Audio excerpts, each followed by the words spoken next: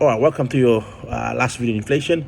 What I will sort of try and talk about in conclusion is that inflation basically affects a lot of economies around the world today. One of the government's key sort of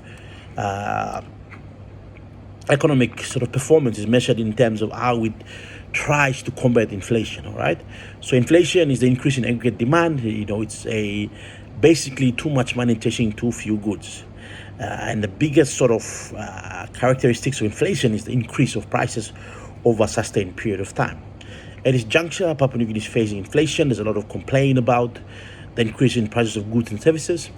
And experts have given their opinion about how to go about addressing it.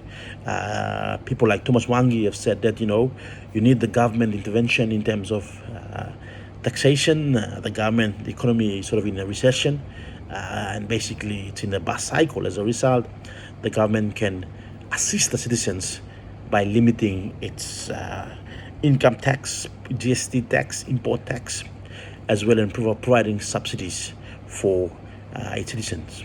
But the problem in Papua New Guinea is that when the government starts to cut back on its revenue, and which is the government will be very reluctant to do, you would see that that's when they start decreasing taxes.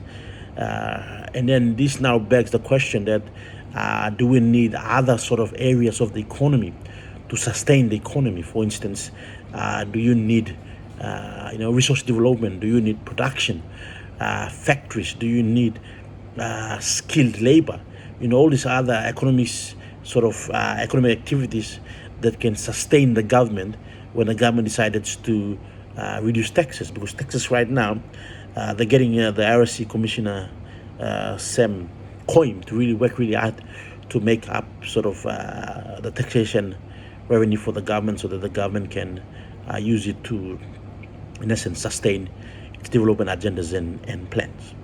So that is, at this juncture right now, that is where we're at. You would note that there's a lot of suggestions that the government has to really take action in this period, because of the fact that Papua New Guineans are facing a very, very big inflationary pressures. The government's not blind to that. They see the increasing prices of goods and services every single day, and the government must try to sort of deal with it. The biggest thing is that the economists have identified the problem. They're categorizing it as a imported inflation that is determined by our imports. As a result, that is what is facing the country right now. The most important thing now is for the government to really take heed to this type of advice and to really implement it. So when you look at this, the article by Dr. Thomas Wangi, it really sort of gives you the mind map of what's happening right now, and it's really give you some sort of way out of this impending situation. He says that this interest rates and the monetary policy at this juncture cannot be really of help to this country. The government has to focus on the fiscal policies to help this country get out of inflation. Like if you see that there is a in the notes, you see that it sort of provides you a review of the domestic inflation trend since 1975. So it talks about inflation has been really going up and down until you would see that it really peaked somewhere in 1999, 1998, but it's gone right down in 2006, and then in 2022 it's starting to come back up again. So what it's saying is that the PNG inflation rate has been stable at 5.9% on average between 1975 and 1994, when we had a fixed exchange rate regime.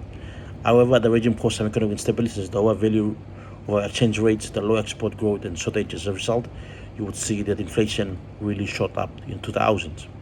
However, we were able to get back out of it, and we were able to really maintain it right across throughout 2014, 2012, 2014, 16, 18, and 2020. However, it has come back higher this last couple of years. As a result, we need to really look at ways of addressing it.